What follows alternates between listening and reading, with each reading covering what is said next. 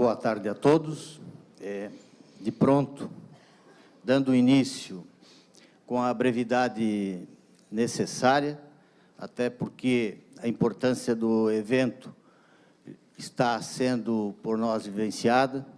Já a importância do tema é cristalina, financiamento de campanha e prestação de contas, notadamente diante das inovações legais e do atual momento histórico. Aliás, quiçá por isso, os organizadores do evento tenham colocado o tema tão próximo à Conferência Ética na Política, tão brilhantemente exposta pelo professor César Luiz Passo.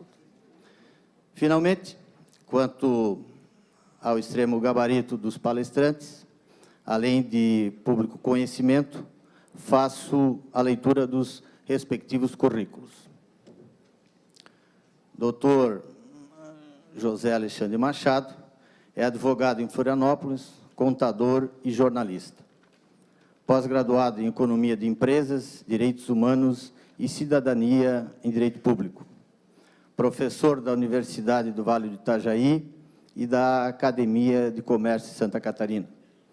Foi delegado do Trabalho, funcionário da Eletrosul, diretor jurídico da SMS Seguros, assessor parlamentar da Câmara dos Deputados e, atualmente, é assessor parlamentar da Assembleia Legislativa de Santa Catarina.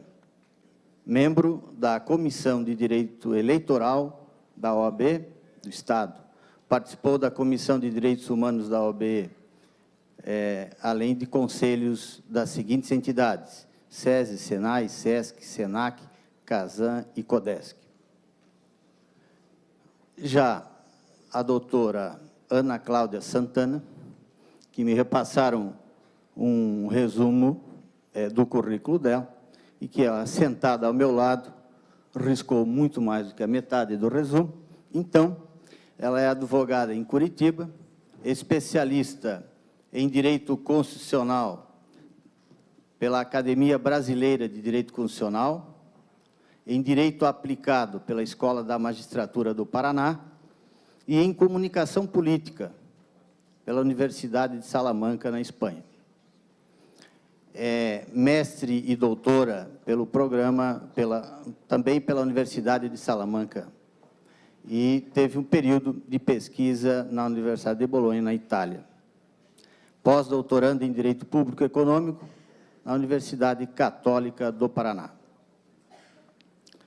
Já a Denise Goulart Schickmann é a secretária de Controle Interno e Auditoria do Tribunal Regional Eleitoral de Santa Catarina, é graduada em Ciências Econômicas, em Ciências Contábeis e em Direito pela Universidade Federal, pós-graduada em Auditoria Governamental pela Universidade Federal de Santa Catarina, pós-graduada em Direito Eleitoral pela Universidade do Vale do Itajaí, Univale. Integrante dos grupos de estudo formados pelo Tribunal Superior Eleitoral para minutar as normas sobre a arrecadação, a aplicação de recursos e prestação de contas à Justiça Eleitoral, bem como procedimentos de auditoria das contas prestadas para aplicação em nível nacional do pleito de 1994. É consultora técnica da Associação dos Magistrados do Brasil para a campanha Eleições Limpas. É conferencista na área de Direito Eleitoral, autora da obra Financiamento de Campanhas Eleitorais, publicadas pela editora Juruá, na 8ª edição já. E é membro do Núcleo de Inteligência da Justiça Eleitoral, constituída para a auditoria das contas eleitorais de 2016. Então, dando início ao trabalho, eu já passo a palavra à doutora Denise. Senhores, boa tarde. É um prazer estar aqui, mais do que um prazer, é uma honra. Eu agradeço o convite para falar sobre esse tema, que para muitos é espinhoso, para mim é uma verdadeira paixão. Eu penso que a gente precisamos ter pessoas que gostem desse tema, né? Eu sou uma delas, gosto bastante. Então, vamos começar a falar sobre financiamento de campanhas eleitorais. A primeira questão bastante importante que eu acho ser compreendida é que a prestação de contas de campanha eleitoral ela é uma parte importantíssima do processo eleitoral. que se inicia com as convenções partidárias, com registro de candidatura, vai à propaganda eleitoral, alcança o seu ápice com a eleição, então temos a prestação de contas e depois a diplomação dos eleitos. Ela não é, pois, uma providência administrativa que se adota quando tudo acabou. Muito pelo contrário, ela tem uma função bastante importante. A prestação de contas, ela procura avaliar se o financiamento de campanha daquele que se elegeu lhe dá legitimidade para exercer efetivamente o mandato que conquistou nas urnas. Além disso, na prestação de contas, nós buscamos elementos para coibir o abuso de poder econômico, cientes que estamos de que o abuso de poder econômico pode e normalmente influencia de forma muito indevida e significativa a vontade do eleitor. O eleitor que não vota em quem acredita, não vota na sua opção ideológica, mas vota em quem lhe deu um saco de cimento, tijolo ou, mais tarde, uma grande vantagem num contrato milionário da administração pública. Então, é extremamente importante, é uma etapa do processo eleitoral. Para trazer à tona aos senhores qual é a importância da prestação de contas nesse tema do processo eleitoral, eu trouxe como exemplo algumas prioridades atuais da regulação eleitoral. Vejam, os senhores, quanto à propaganda, o que temos na propaganda? Chegamos ao nível de detalhe em que disciplinamos que uma propaganda em um veículo particular, adesivos microperfurados, podem ser empregados até a extensão do para-brisa traseiro. E mais, em outras posições, apenas adesivos de 50 por 40 centímetros. Qual é a importância do tamanho dos adesivos de uma propaganda eleitoral versus o financiamento ilegal de uma campanha? Qual é a pena que nós temos para um adesivo que meça 55 centímetros por 60, por 30? E qual é a pena que nós temos para o financiamento ilegal de campanha? A nossa legislação eleitoral hoje, ela se preocupa com o tamanho da bandeira. O tamanho da bandeira. Tem um julgado recente no interior de São Paulo que diz que o tamanho de uma bandeira que faz a propaganda eleitoral não deve exceder o tamanho de uma bandeira de futebol. Eu, sinceramente, apesar de gostar muito de futebol, não sei quanto mede uma bandeira de futebol. Nós chegamos ao nível também de dizer, olha, não pode usar cavalete, tem que usar mesa. Então, o nível de detalhe da propaganda eleitoral, que é um direito do eleitor conhecer a plataforma de governo de quem quer se candidatar a um cargo do Executivo, ou as possibilidades de quem queira participar do Poder Legislativo, é imensa. E na propaganda, na prestação de contas de campanha eleitoral, no financiamento de campanhas, nós temos um sem número de regras abertas, que a Justiça Eleitoral se esforça muitíssimo para dar eficácia na sua regulamentação, e que, ao final, todos nós que trabalhamos na Justiça Eleitoral somos unânimes em concluir que há uma dificuldade imensa de penalizar infrações que, às vezes, são extremamente importantes, muito mais importantes do que o tamanho do adesivo da bandeira, ou se havia uma mesa móvel, não sei como é que se pode tratar uma mesa móvel, né? Mesa com rodinha, quem sabe, ou algo estático com a propaganda de um candidato nas ruas. A lógica do processo de contas eleitorais pressupõe regras de arrecadação de recursos, de realização de despesas e, por fim, da prestação de contas. Para nós é muito mais importante o como os candidatos estão arrecadando e gastando do que como eles estão nos prestando contas disso, porque é no momento em que estão financiando as suas campanhas que se delineiam as regras principais. E é nesse sentido de dar efetividade a esses instrumentos para os quais a legislação produzida por aqueles que serão por nós fiscalizados não traz sanções efetivas, que estão aí as inovações normativas que nós podemos destacar aqui e que é o meu objeto de trazer para os senhores. Qual é a lógica das inovações? Das inovações quer legislativas, quer normativas por parte da Justiça Eleitoral. Primeiro, garantir a legitimidade dos eleitos, segundo parâmetros regulatórios que estão fixados na lei. Nós não podemos partir muito além disso, mas podemos dar eficácia ao que lá está. E afastar essa influência que o abuso do poder econômico pode provocar nas eleições.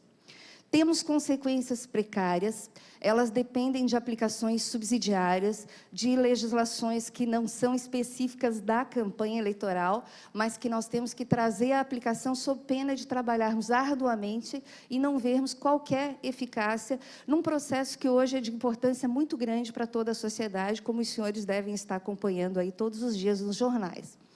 Então, o que nós precisamos aqui nas inovações e tentamos fazer é dar efetividade e resposta à altura às questões colocadas que impactam profundamente o processo eleitoral, como hoje todos estão cientes.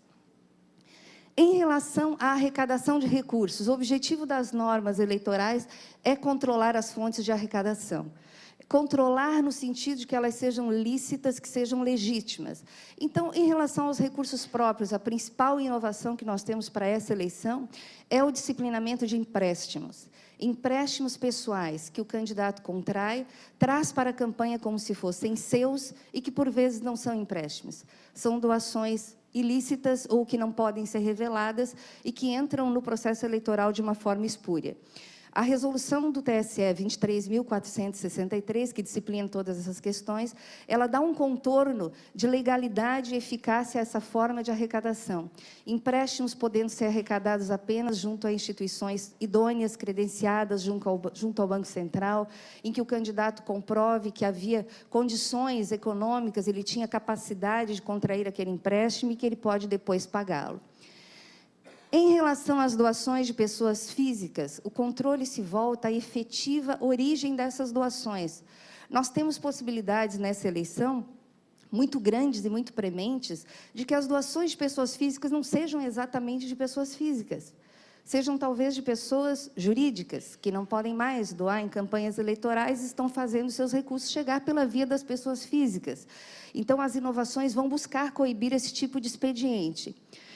O fundo partidário, que é a outra grande fonte de financiamento dessas campanhas eleitorais, que passou do ano passado de 200 e poucos milhões de reais a hoje já quase 1 bilhão e 300 milhões de reais, considerando as doações e as multas eleitorais, são recursos públicos. E como recursos públicos são rigorosamente fiscalizados, nós temos o rastro desses recursos, e aí, na linha, na esteira do que o professor César Passoldi disse, se a irregularidade for de R$ 132 ou for de R$ 1,32, esse recurso pertence ao povo e deve voltar ao Tesouro Nacional. E é dessa forma que a Justiça Eleitoral trabalha. Nos controles, nós vamos buscar o quê? A legitimidade dessas fontes de arrecadação. Primeiro, nós vamos tentar aferir se as fontes são reais. A fonte que está sendo declarada à Justiça Eleitoral é realmente a fonte que financiou essa campanha eleitoral. Sabendo que a fonte é exatamente aquela, nós passamos a um passo seguinte, vamos aferir a licitude dessa fonte. Ela pode realmente financiar o processo eleitoral ou não? Uma das fontes possui limite. As doações de pessoas físicas estão limitadas a 10% dos rendimentos brutos que estas mesmas pessoas auferiram no ano anterior, e nós vamos em busca dessa aferição, mas vamos principalmente combater o Caixa 2.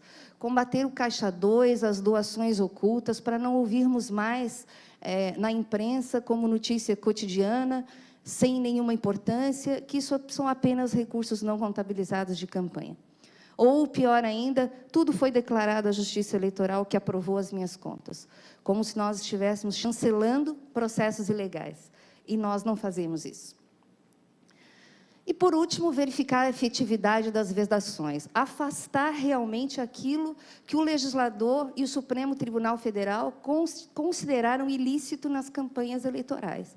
Então, nós vamos tentar também buscar a fonte real, ilícita das doações, proibindo os recursos de pessoas jurídicas nas eleições, os recursos de origem estrangeira e os recursos provenientes de pessoas físicas permissionárias de serviço público, que são as 3 vedações que temos hoje.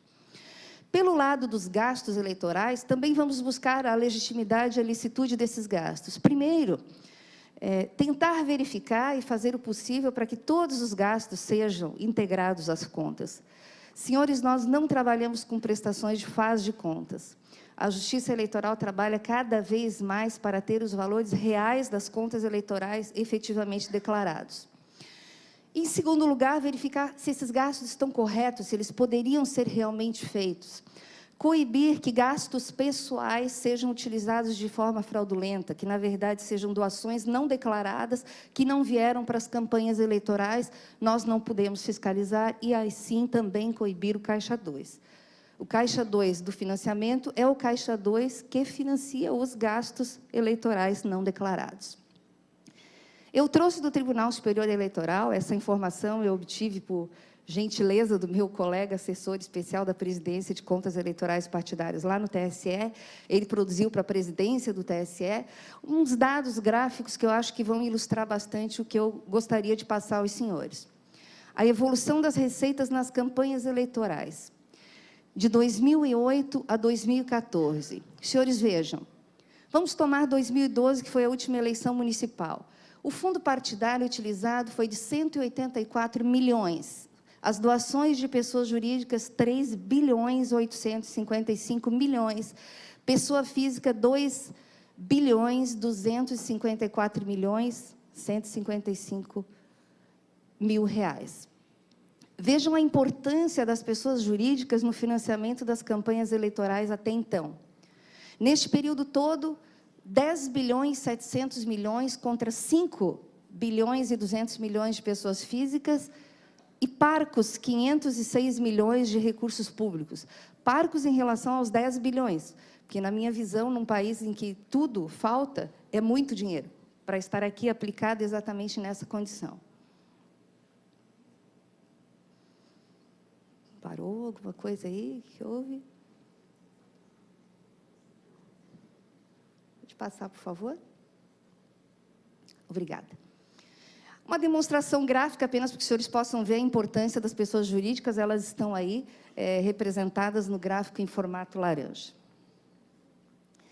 Já a evolução dos gastos eleitorais, ela até não tem tantas discrepâncias, mas na eleição municipal de 2012, isso chegou perto dos 6 bilhões, 6 bilhões 255 milhões. Mas por que eu trouxe esses números todos?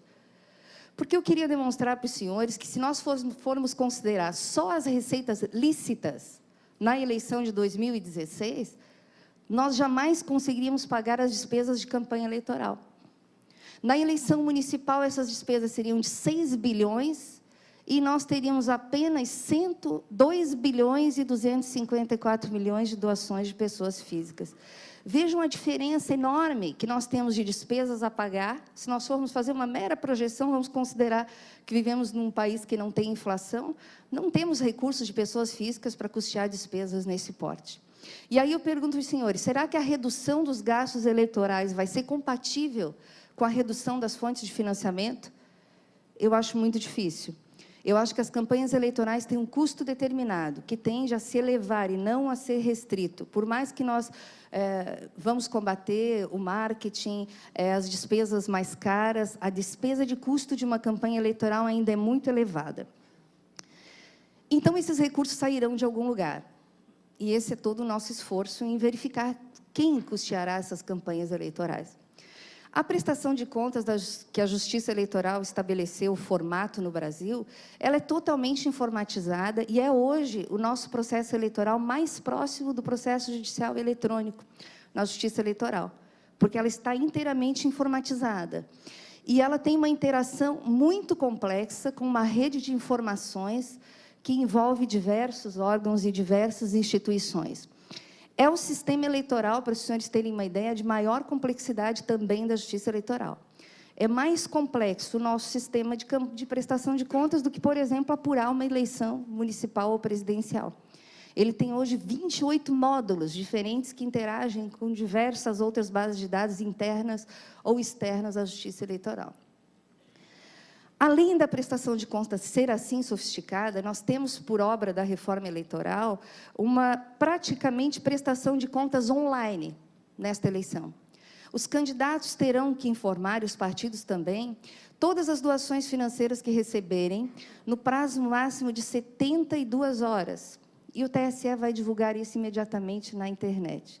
Então, a transparência, que a doutora Ana tão bem delineou na sua palestra como um pilar importante do processo eleitoral, nesse aspecto, está garantido nessa eleição. Não será a falta de informação que impedirá toda a sociedade de agir, não será. o financiamento será conhecido praticamente online e também todas as despesas que lá estarão. Vamos ver, então, como estão os nossos mecanismos de controle em relação a isso. Os meios de controle da Justiça Eleitoral hoje, para a prestação de contas, eles são praticamente uma rede de informação e inteligência. Nós contamos inicialmente com as nossas bases de dados internas. Todas as contas de campanha eleitoral são cruzadas com todas as informações do Brasil inteiro. O candidato a vereador lá da minha cidade natal, pequena, Urubici, se declarar que recebeu um recurso do Acre, para não dizer a fonte ilícita, para que o juiz eleitoral talvez lá não possa conhecer, bem, o juiz eleitoral terá a resposta dos nossos sistemas dizendo que o candidato do Acre não doou nada para esse candidato. Nós temos essa informação instantânea. Além das bases de dados internas, nós teremos como grande inovação para esta eleição uma integração com as bases de dados do Ministério do Trabalho para aferir indícios de ausência de capacidade operacional de fornecedores. Então, as pessoas que prestarem serviços, que venderem aos candidatos, todos esses CNPJs de empresa irão ao Ministério do Trabalho, que nos retornará a informação, por exemplo, de quantos empregados essa empresa tem. Será que uma empresa que não possui nenhum empregado não gera algum indício de que alguma irregularidade pode estar acontecendo ali? Ou que forneça milhões para uma campanha eleitoral e tenha 1, 2 empregados? Isso não chama atenção? Certamente chamará. Com o Tribunal de Contas da União, teremos interações também, todas informatizadas, com todas as bases de dados dos cadastros federais. Isso nos dará a possibilidade de apurar indícios de ausência de capacidade econômica.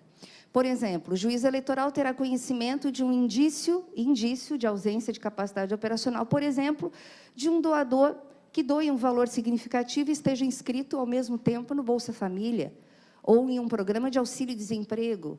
Os senhores sabem que hoje a tônica, como as pessoas jurídicas não podem doar, são as doações por pessoas físicas e os CPFs hoje valem ouro em pó. Ouro em pó. Além disso, a nossa maior conquista de controle nesta eleição, que não visa um Estado policialesco, não é a questão da judicialização dos processos que está aqui, é apenas a legitimidade do que está sendo efetivamente prestado de informação à Justiça Eleitoral, para que nós trabalhemos com dados reais. Nós conseguimos que o COAF monitorasse a movimentação financeira suspeita, simultaneamente, de 750 mil contas bancárias, ao mesmo tempo, que é algo inédito e totalmente improvável há muito pouco tempo atrás, porque o COAF trabalhava apenas com requisições judiciais em processos para uma pessoa, um investigado, 2 investigados. E nós vamos conseguir monitorar informações suspeitas. Então, nós vamos ter todas as contas bancárias de campanha eleitoral, todas as contas bancárias de partidos políticos sendo monitoradas pelo COAF, como já faz para todas as contas no Brasil. Mas a movimentação financeira suspeita, e a novidade está aí, se por acaso ocorrer, será informada imediatamente à Justiça Eleitoral para que ela possa trabalhar com esses dados a tempo, enquanto os processos estão sendo julgados, para que nós não sejamos surpreendidos com ilícitos muito graves, apurados 2, 3 anos, depois que a Justiça Eleitoral nada mais pode fazer. E, por último, como instrumento de controle bastante efetivo, está o Núcleo de Inteligência da Justiça Eleitoral. O Núcleo de Inteligência da Justiça Eleitoral nada mais é do que uma junção de órgãos públicos, de órgãos que podem efetivamente participar do controle pela veracidade dos valores, pela legitimidade dos recursos que estão na campanha eleitoral, composto pelo Tribunal Superior Eleitoral, pelo Ministério Público Federal, pela Polícia Federal, pela Receita Federal, Tribunal de Contas da União e COAF. São órgãos que, parceiros, juntos, estão trabalhando na coibição de Caixa 2. Eu creio que, de todos os senhores que estão aqui, ninguém dos senhores, partidário deste ou daquele candidato, desta ou daquela linha ideológica, quer ver o cenário político e econômico do financiamento das campanhas eleitorais como ele está hoje no Brasil.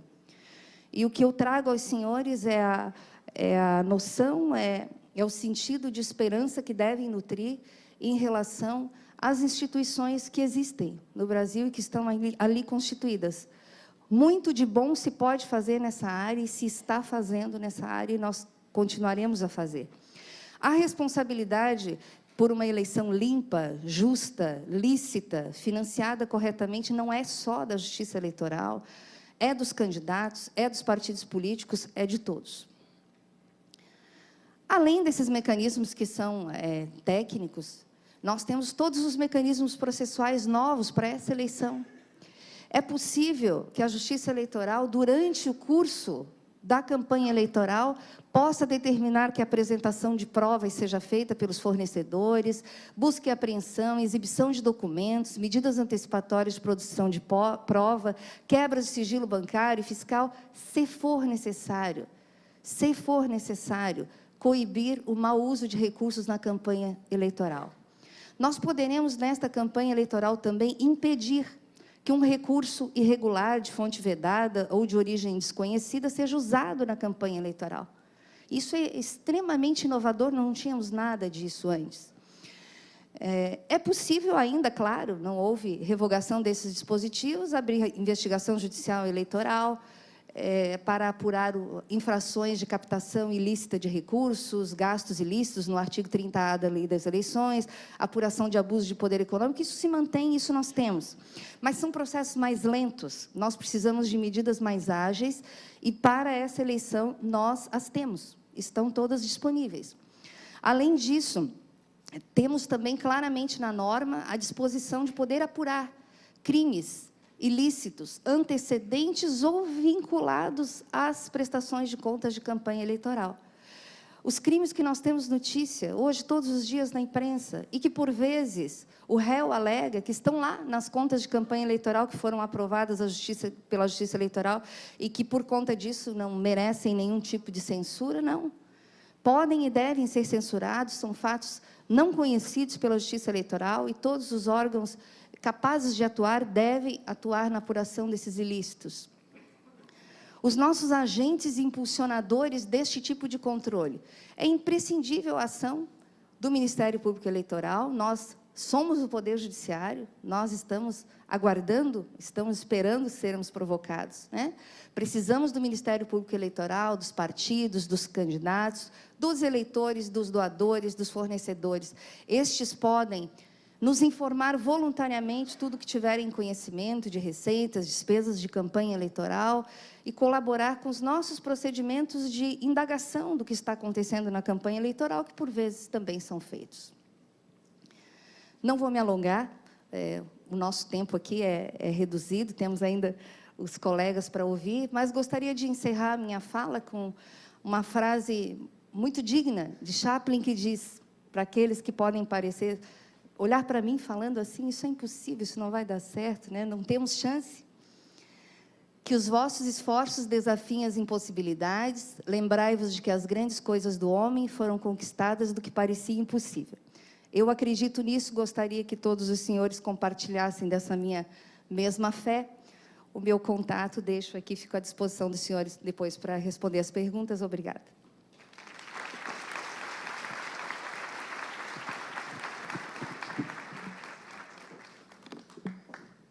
Agradeço à doutora Denise e passo a palavra à doutora Ana Cláudia. Boa tarde a todos. É um prazer enorme regressar a essa cidade, Florianópolis, que eu tanto gosto, com divinas praias, um clima muito melhor que o da minha cidade e com pessoas muito mais sorridentes do que na minha cidade. Não significa que a minha cidade não sorria. É a cidade de sorriso. Sorrimos. Não muito, mas sorrimos. E, além disso, é sempre um prazer falar para os nossos vizinhos. Curitiba fica tão perto de Florianópolis e, como a professora Desirê Salgado ontem comentou, ainda que seja tão perto, é um tanto difícil vir para cá. Então, sempre que me convidarem, eu vou vir. Eu gostaria de agradecer, começar com os agradecimentos. Primeiramente, felicitar o doutor Luiz Fernando Pereira, que acaba de entrar no recinto. Agradeço imensamente o convite na pessoa do doutor Pierre Vanderlinde, que gentilmente me dirigiu esse convite há algum tempo atrás. Também gostaria de felicitar o presidente do TRE de Santa Catarina, o desembargador César Augusto, e também, aproveitando, o presidente da Assembleia Legislativa de Santa Catarina, doutor Gelson Luiz Merizio. Senhores, o nosso tema é bastante difícil de falar. E, embora eu tenha visto, nesses últimos 20 minutos, eu confesso que eu fiquei muito em dúvida no que eu ia falar, embora eu já tivesse preparado a palestra, mas o fato é que o tema realmente é muito instigante, e quem trabalha com financiamento não está satisfeito com o atual panorama. Além disso, eu procuro não contribuir para a jurisprudencialização do direito eleitoral, que tanto foi criticado ontem. No entanto, considerando as eleições de 2016, fica também muito complicado você sair, digamos, dessa linha. Eu estudo financiamento há muitos anos. Muitos anos. Mas eu estudo o lado dogmático do financiamento. E eu vou defender o financiamento dizendo que, se nós não queremos gastar dinheiro na política, vamos cancelar a democracia. E por que eu sou radical? Porque a democracia custa. A democracia, para ser efetiva, custa. Campanhas eleitorais precisam ser pagas, se é que eu estou pensando num modelo de campanha real, com debate de agendas políticas, informação de candidatos e informação do eleitor. Também, não só a campanha eleitoral precisa de dinheiro, mas também os sistemas de mecanismo, o controle de contas. Tudo isso custa. Mas qual é a lógica do Brasil hoje em dia no financiamento? É a da criminalização do financiamento. As pessoas jurídicas foram apontadas como a geni do atual sistema corrompido do Brasil, que nada tem a ver exatamente com a doação para campanhas eleitorais. Pelo contrário, por que eu digo isso? Por que eu resisto a essa afirmação? Nós estamos generalizando o comportamento de pessoas jurídicas, partindo do suposto que toda pessoa jurídica é uma grande corporação interessada em uma licitação pública. No entanto, o conceito de pessoa jurídica vai muito além das empreiteiras, que não é de hoje, já são citadas em casos de corrupção nesse país. Quem viveu o escândalo dos anões do orçamento vai ter um déjà vu, porque as empresas são as mesmas. Então, nós temos um panorama extremamente restritivo no que tange às fontes de financiamento. Como a doutora Denise bem demonstrou, tiraram uma boa fatia do dinheiro disponível para campanhas. E eu até concordo com o argumento quando dizem que realmente as empresas, as grandes corporações estavam captando, de certa maneira, as campanhas eleitorais, estavam talvez até ditando alguma agenda pública. Talvez até conseguindo um contrato de licitação por causa disso. Contudo, nós temos que nos perguntar por que chegamos a esse ponto. Porque isso foi, de certa forma, conduzido pelo sistema. E a pergunta de ouro é, nós tiramos o dinheiro de pessoas jurídicas do sistema e vamos colocar o que no lugar? Porque, como foi bem ponderado, precisamos pagar as campanhas. Se é que estamos pensando em campanhas reais. Porque, senão, eu finjo que faço campanha, a gente realiza uma eleição no termo schumpeteriano da coisa e deixamos as coisas exatamente como está. E, afinal, simplificamos um problema complexo, que é a tendência brasileira de solução de problemas. Então, nós temos digamos, um déficit bastante importante no que tange às receitas, mas, hoje em dia, não podemos sequer gastar o que arrecadamos, quando conseguimos arrecadar. O limite de gastos, pensando de uma forma econômica, aplicando um raciocínio econômico sobre o limite de gastos atualmente vigente, ele beira ao irreal. Quem trabalha com eleições sabe que os R$10.000 de limite de gastos para vereadores, em boa parte dos municípios brasileiros, será muito difícil de ser respeitado. Muito. Principalmente para quem não está buscando a reeleição. O verdadeiro desconhecido está muito complicado de fazer uma campanha eleitoral hoje em dia. Então, eu vou dar 2 exemplos que eu acho interessantes para avaliar o limite de gastos, que são 2 distorções que a fórmula eleita pelo legislador causou nas eleições de 2016. Eu sempre vou limitar de 2016, porque eu tenho quase absoluta certeza que para 2018 tudo isso vai mudar. Então, vamos lá. O exemplo de Acrelândia, no estado do Acre, que tem 9.675 eleitores. Aplicada a regra do limite de gastos do parágrafo 5º, artigo 5º, parágrafo único da Lei 13.165, dispositivo esquecido lá no final da lei, os candidatos a vereador de Acrelândia poderiam gastar somente o candidato a prefeito, R$24.783 cacetada. Bom, o fato é que o limite mínimo para prefeito é R$100.000. 9.000 eleitores, R$100.000. Mas o município de Feijó, 17.977 eleitores, poderá gastar R$74.238.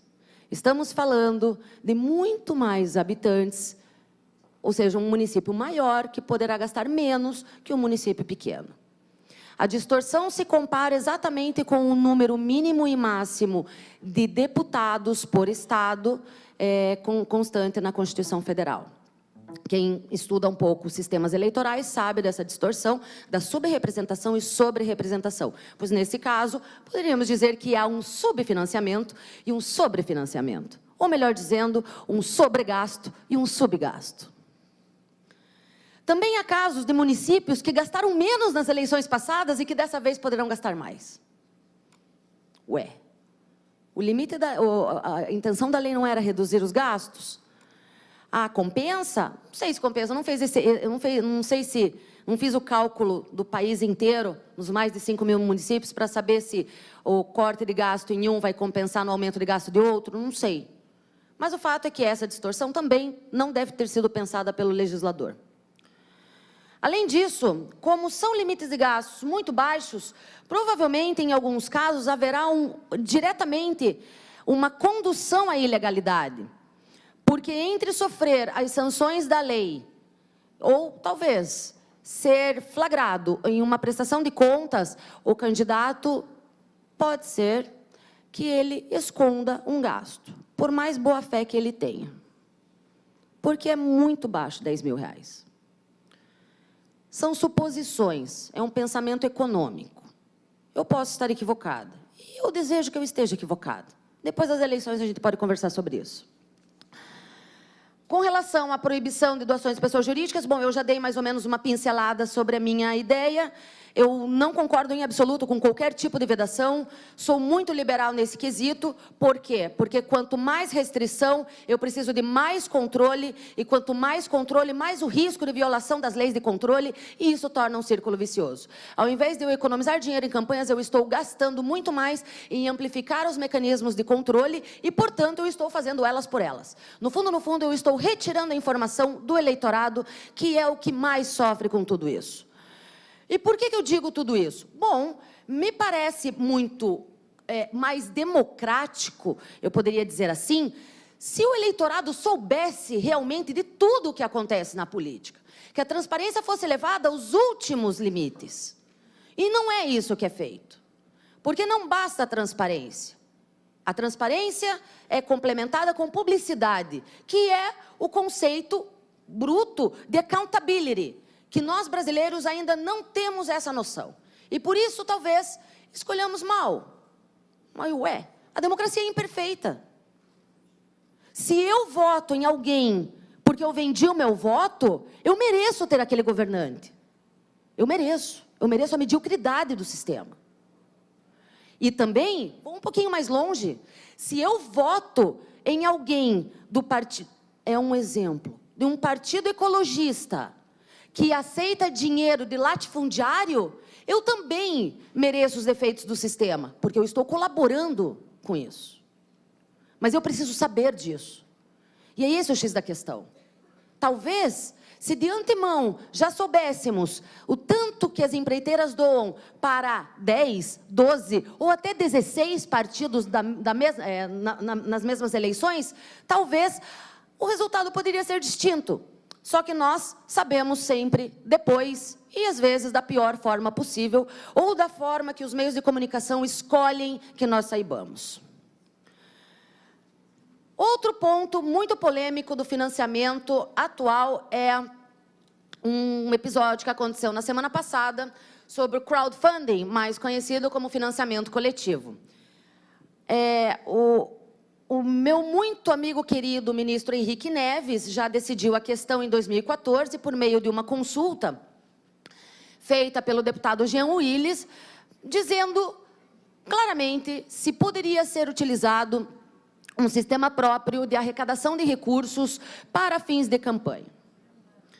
Acolhendo inteiramente um parecer da ACEPA, que é o controle de contas lá do TSE, o ministro Henrique disse que não pode, porque a lei não permite. Uma das principais razões é a intermediação na arrecadação de recursos, ou seja, a triangulação dessa relação. Primeiro, ocorre a doação para esse intermediário que repassa o dinheiro. O outro problema também seria a cobrança por esse serviço, ou seja, uma parte da doação seria retida, portanto, afetaria a natureza da própria doação. E isso, que o serviço é pago, que o intermediador, existe um intermediador, e o serviço informático que não está no site do candidato, partido ou coligação. Essa decisão foi bastante criticada na época por quem acredita que esse passo deve ser dado. E há um artigo bastante interessante da professora Ana Paula de Barcelos, que diz que, na verdade, o próprio TSE poderia desenvolver um mecanismo desse, da mesma forma como ocorreu com o sistema de prestação de contas. Então, a lógica seria mais ou menos essa, disponibilizar aos candidatos uma coisa que facilitasse, digamos, que fomentasse esse tipo de doação, que é o que nós esquecemos de fazer quando proibimos as pessoas jurídicas de realizar doações. A gente tirou, mas não vai repor nada no lugar. É uma coisa estranha, mas é isso que aconteceu. Por outro lado, a intermediação entre a arrecadação e o repasse de dinheiro ao candidato, isso já existe quando nós admitimos as doações por cartão de crédito. Ou nós achamos que o cartão de crédito trabalha de graça nesse país? Óbvio que não. Dito isso, eu estou fazendo um resumo, porque realmente isso levaria mais tempo para ser desenvolvido, mas o fato é que, tendo em vista a legislação atual, houve uma outra consulta, que foi resolvida na semana passada. Resolvida? Não, ela não foi resolvida. Ela não foi conhecida pelo TSE. A relatoria era da ministra Maria Tereza, foi apresentada pelo deputado Alessandro Molon, em termos bastante distintos dos formulados em 2014. Bom, a resposta foi muito clara. A lei não mudou, portanto, não conhecemos a consulta, porque a matéria já está respondida. Daí eu fui lá ver, né? Lá ver se realmente, né, tinha sido respondida mesmo. Eu, sinceramente, acredito que o TSE, eu até entendo a posição do TSE, considerando a proximidade das eleições e mexer num tema, talvez, que mudasse o paradigma da arrecadação de recursos, mas o fato é que não me parece acertada a decisão de afastar completamente as novas tecnologias do processo eleitoral. A internet está aí, tudo nós fazemos através do telefone, e o processo eleitoral é uma questão de tempo para que nós possamos fazer isso. É improdutivo a gente simplesmente negar a realidade. Mas Como eu já falei nessa palestra, a nossa tendência a simplificar problemas complexos é quase a primeira opção quando queremos solucionar os problemas no Brasil.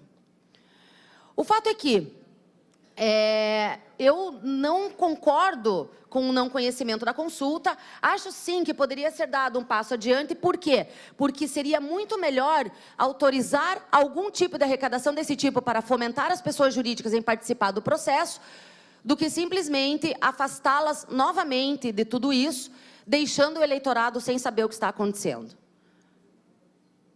Me parece, no fundo, que o princípio democrático ele não está sendo muito bem lido por algumas esferas do poder aqui no Brasil. Não concordo que tenha sido opção do legislador proibir as pessoas jurídicas de realizar doações. Não foi. Isso foi vetado pela presidenta afastada Dilma.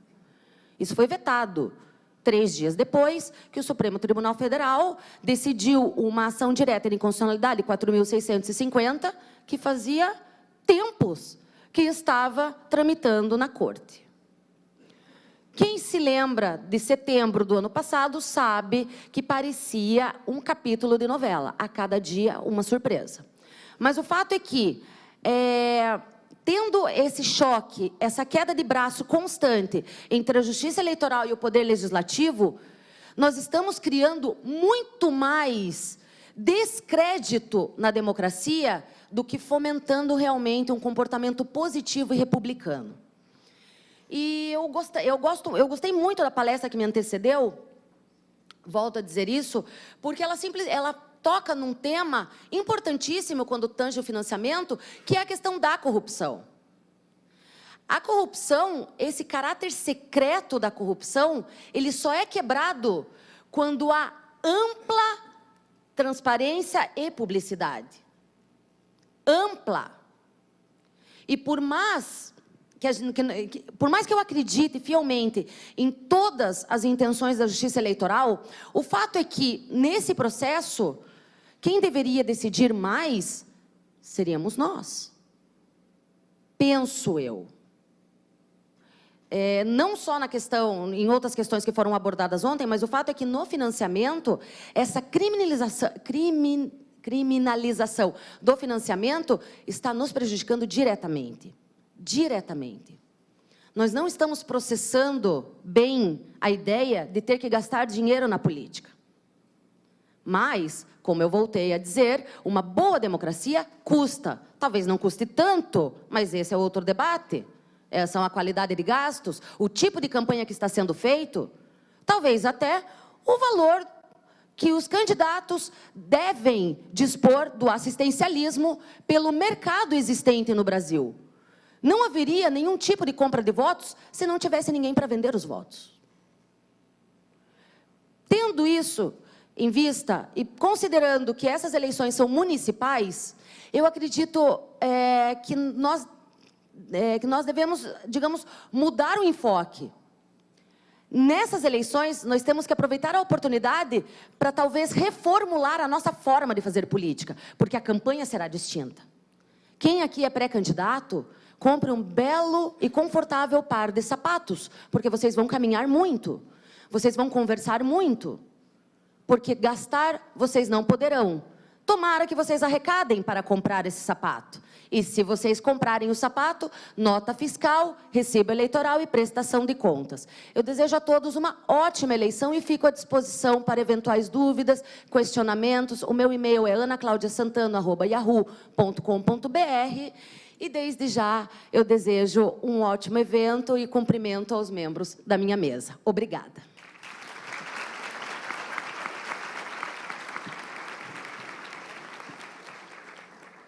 Agradeço, doutora Ana Cláudia, e passo a palavra ao doutor José Alexandre Machado. Bom, uma boa tarde a todos.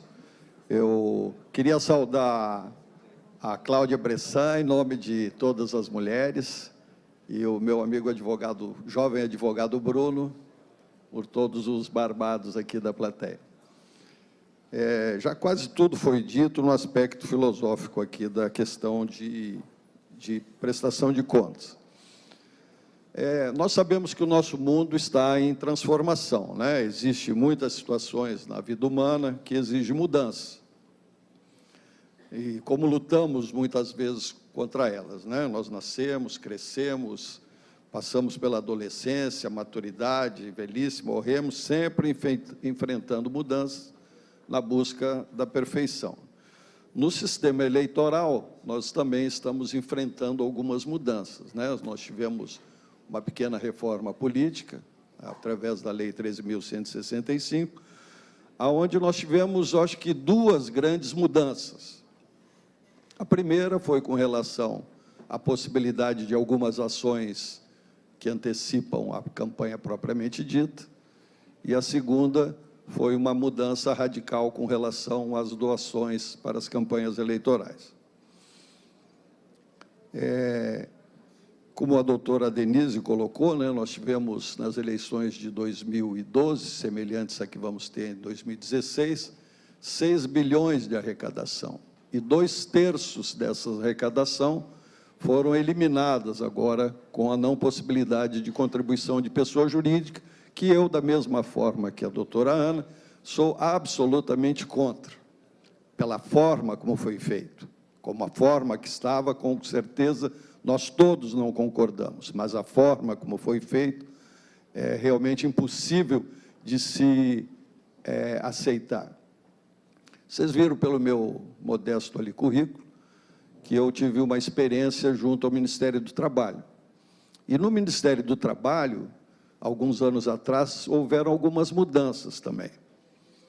A erradicação do trabalho infantil. Foram 15 anos de estudos, de pequenas implementações, até que se adaptasse essa possibilidade de erradicação voluntária do trabalho infantil, com sucesso praticamente em todo o Brasil hoje. Tivemos também uma experiência muito grande na flexibilização das leis trabalhistas, que foram 8 anos de discussões com toda a sociedade para que isso acontecesse. E, por último, vimos aí a evolução na legislação das servidoras domésticas e servidores domésticos, aonde nós também tivemos um longo período de adaptação para que isso fosse introduzido na sociedade de uma forma não muito traumática. Agora, nós simplesmente tiramos 2/3 de toda a nossa possibilidade de contribuição diretamente, e com certeza mais 90% desses 2 milhões que restam, porque quem vai colocar dinheiro na campanha hoje com essa demonização que existe com relação ao quadro político? Muito pouca gente, realmente muita pouca gente. Poucos, e aqueles que estão envolvidos na política, porque senão realmente não contribuirão. Bom, só para dar um exemplo, nós temos no Centro-Oeste uma capital belíssima, onde o prefeito eleito, que eu não vou falar o nome, só vou dizer que ele não gosta de sítio em lugares pobres. Ele teve uma arrecadação nas eleições de 2012 de quase 22 milhões. Sabe quanto ele recebeu de pessoa física? 15 mil reais. Então, vamos ver a dificuldade que nós vamos ter. A pessoa, mas tem o fundo partidário. Então, eu vou dar outro exemplo. Nós temos um partido grande aqui em Santa Catarina, que arrecada trimestralmente, recebe, né, do fundo partidário, 140 mil. Ele gasta para a sua manutenção 50 mil mensal. Então, com certeza, do fundo partidário, se alguém espera algum repasse, esqueça. Não terão, porque o fundo partidário sequer dá para a manutenção dos partidos, isso é 5% lá da arrecadação. Então, realmente, é muito difícil. Outro grande problema que nós temos, né, são com relação às nossas resoluções, né? Eu vou aproveitar que o ministro Henrique Neves saiu um pouquinho, porque as resoluções, e como diz o mestre Rui Espíndola, legislam, isso nos desagrada muito. A legislação não está sendo feita com o seu objetivo principal, que é orientar. Ela está legislando, e nessa legislação está restringindo mais ainda as ações. Como a Ana colocou, quem é que vai querer fazer doação? A doutora Denise, depois que fez a sua apresentação, sentou ao meu lado, eu disse, que medo. Ela disse, eu sou legal. Eu disse, não, você é maravilhosa. Agora, o sistema está assustador. Eu tenho certeza que quem viu a apresentação da doutora Denise, com relação aos controles que terão, mesmo corretamente, vai ficar muito preocupado em fazer qualquer tipo de contribuição. Então, o que nós queremos, né, doutora Ana? Nós queremos realmente uma democratização, sem gastar um tostão? Qual é o país mais democrático do mundo? Os Estados Unidos? Liberado completamente, contribua-se como quer. Né? E nós estamos cada vez mais restritos. Né? Eu tinha uma coisa aqui chata para falar, né? A legitimidade, né, não é a prestação de contas que dá, né? A legitimidade quem dá é o eleitor, que vota e elege o candidato, né? Prestação de contas é um meio de mostrar a transparência. E aí, com todo esse sistema de controle que nós temos, eu me lembrei que a professora Eneida ontem falou, e eu não sei por que ela falou isso, e eu sempre cito nos meus exemplos esse município, que eu gosto muito, que é o Flor do Sertão, que tem 1.500 eleitores, uma cidade humilde, pequena. Será que lá os humildes candidatos vão entender todo esse controle e vão fazer tudo bem certinho? Será que quando nós fizermos um evento de jantar de adesão por R$20, para captar R$1.000, talvez, aquele candidato, para comprar o par de sapato,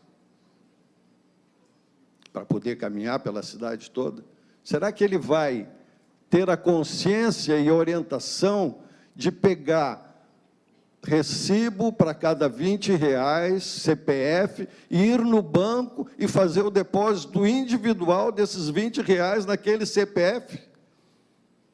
Acho muito difícil. E ele vai ter as suas contas desaprovadas, vai parecer, né, quando aparecer essa questão de desaprovação, não vai ter uma penalidade maior, graças a Deus, mas vai parecer que ele foi um ladrão. E aí continuamos com aquela imagem de que o político é um bandido. E são esses sistemas restritivos que nos levam a isso. Eu só queria passar alguns pontinhos aqui para vocês, bem rápido. Eu acho que eu já falei. Deixa eu ver como é que o meu é diferente aqui. Isso aqui vocês já viram, né? Só a questão que é muito importante, que dentro dos limites que tem de gastos, tem que considerar todos esses pontos, né? As doações financeiras recebidas, doações de partido e candidatos, doações de outros partidos candidatos e as doações estimáveis em dinheiro. Então, dentro daqueles limites que nós temos, aquela fortuna de R$10.000, aí eu quero fazer uma ressalva aqui também. Você deu um exemplo, né, Ana, do Acre. Nós temos aqui São Francisco do Sul, 35.000 eleitores, 100.000 para o prefeito. Flor do Sertão, 1.500 eleitores, 100.000. Pô, que critério é esse, minha gente? Pelo amor de Deus, isso não existe. Dar a mesma condição para um município com 35.000 habitantes, eleitores, de 100.000 e para um que tem 1.500. Que critério é esse? Isso é critério? Me desculpe, mas não é. Pegaram bases de uma eleição passada que vão ser iguais essas. Elas obrigatoriamente têm que ser iguais? Não. Então, não podemos ter. E, com certeza, né, foi muito bem dito aqui, nós estamos vivendo uma experiência nessa eleição. Nós nunca tivemos uma eleição como essa e 2018 vai estar diferente, não teremos mais uma igual a essa, com certeza. Então, aí a questão dos recibos eleitorais, já foi falado, nessa novidade, nós não vamos ter mais 2 contas parciais, né, a serem apresentadas, nós vamos ter a cada 72 horas, né, doutora Denise, vamos botar? Boa essa modificação, acho bom, tranquilo, transparente, maravilhoso, eu acho que isso é bom, porque nós vamos poder fiscalizar e também vamos cuidar um pouquinho mais da nossa, excelente. Aqui eu não sei por que foi feito isso, né? As doações estimáveis com 4 mil, não precisa emitir o recibo eleitoral, mas tá bom, menos burocracia, mas não sei por quê, não consegui uma explicação ainda para isso. Ah, isso aqui eu botei grifado em amarelo, porque muita gente vai se perder nisso. R$ 1.064, qualquer doação que superar esse valor, só pode ser feito essa doação com transferência eletrônica. Se eu não quiser saber de banco, se eu não tenho banco, eu não gosto de ter banco, mas tenho R$ 2.000 de fontes legítimas para doar, mas eu não tiver conta em banco, eu não posso fazer essa doação. E será que lá em Flor do Sertão, alguém doar 2.000, será que ele vai lembrar de fazer essa doação via transferência eletrônica? Acho que não também. Que eu errei de novo aqui. Aqui, recursos próprios para candidatos, tá? Isso aqui já vimos, recursos financeiros, já vimos, fontes vedadas, né? Vocês lembram que era uma tripa enorme, né? Eram 16, né? Agora tirou a pessoa jurídica e eliminou tudo, né? Temos 3 condições, né? Pessoa física que exerce atividade comercial decorrente de concessão ou permissão pública, né? Um taxista não pode fazer doação, tá? Se ele receber os recursos oriundos da sua arrecadação de táxi, não vai poder fazer doação.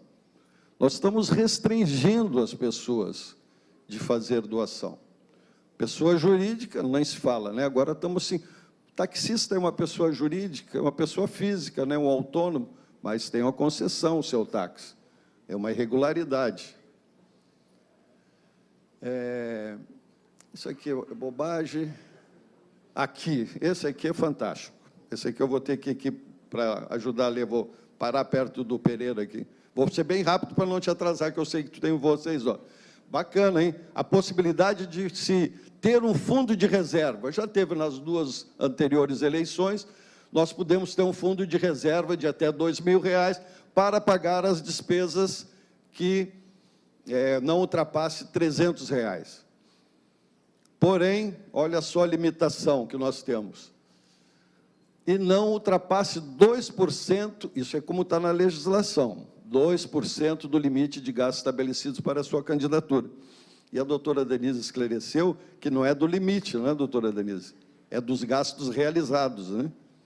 É dos gastos realizados. Então, aquele candidato que vai gastar lá R$ 5.000, ele vai poder fazer um fundo de caixa de R$ 100.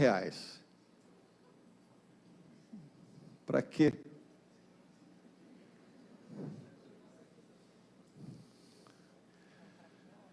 Ah, isso aqui também é outra... Isso é o TSE legislando, tá? É o TSE legislando. Aqui. Limites de gastos para a campanha. Eu não sei também, deve ter, com certeza deve ter uma explicação, só que não nos foi dada, e nós temos o direito de saber. Nós somos a sociedade, os candidatos são a sociedade. Eles têm que saber por que foi feito isso. Alimentação de pessoal que presta serviço de campanha, 10%. Então, só pode se gastar 10% com alimentação, 10% do valor estipulado para o seu gasto, com o gasto de alimentação. Não entendi. Igualmente, para a locação de veículos, 20%. Só queria entender, não é que seja ruim ou seja bom, só queria entender. Mas quando o TSE legisla... eu vou ser obrigado a falar Em 2012, num congresso eleitoral que a OAB promoveu, que foi na Assembleia, um ministro do TSE que é advogado, mas parece que quando o pessoal senta lá, ele esquece que é advogado.